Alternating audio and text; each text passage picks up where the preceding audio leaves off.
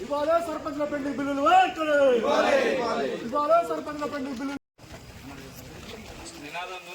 ఇవాళ సర్పంచ్ల పెండింగ్ బిల్లులు వెంటనే సర్పంచ్ల బిల్లులు ఇవ్వకుండా శంకుస్థాపన చేయడం సిగ్గు సర్పంచ్ల బిల్లులు ఇవ్వకుండా శంకుస్థాపన చేయడం సర్పంచ్ల బిల్లులు ఇవ్వకుండా శంకుస్థాపన చేయడం ఇవాళ సర్పంచ్ల పెండింగ్ బిల్లులు వెంటనే సర్పంచ్ల బిల్లులు పెండింగ్ సర్పంచ్ల పెండింగ్ బిల్లులు వెంటనే సర్పంచ్ల పెండింగ్ బిల్లులు వెంటనే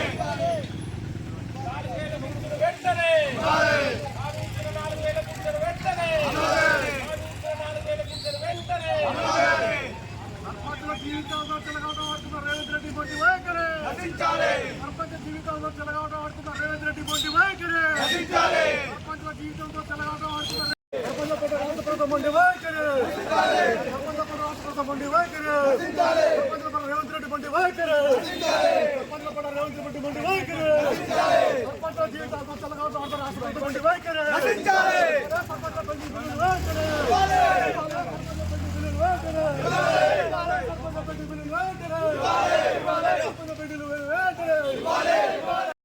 సర్పంచ్ సర్పంచ్ల పెండింగ్ బిల్లులు ఇవ్వకుండా ఈ రాష్ట్ర ప్రభుత్వం గత 2 సంవత్సరాల నుంచి మా జీవితాలతో చెలగాటం ఆడుతుంది. గత మార్చి నెలలో పట్టే మొత్తం బిల్లులు క్లియర్ చేస్తామని చెప్పినటువంటి రేవంత్ రెడ్డి మాట తప్పిండు.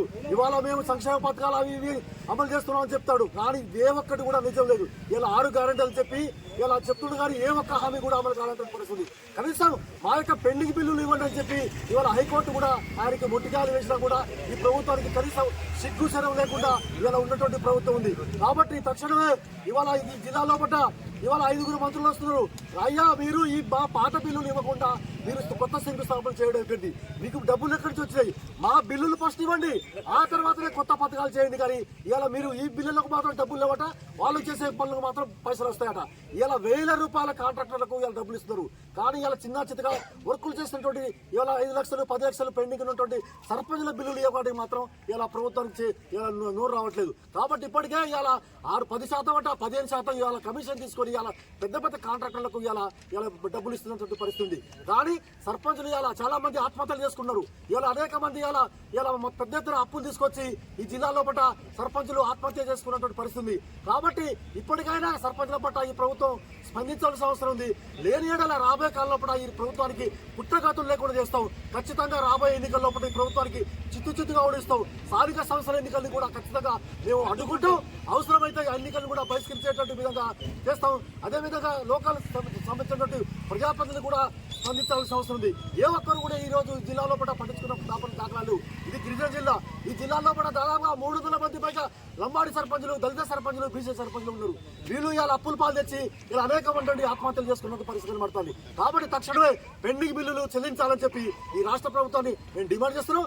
లేని ఏడల రాబోయే కాలం లోపల రేపు 18వ తారీఖున హైదరాబాద్ నగరం లోపల ఈ ప్రభుత్వాన్ని ఖచ్చితంగా నిలదీస్తాం.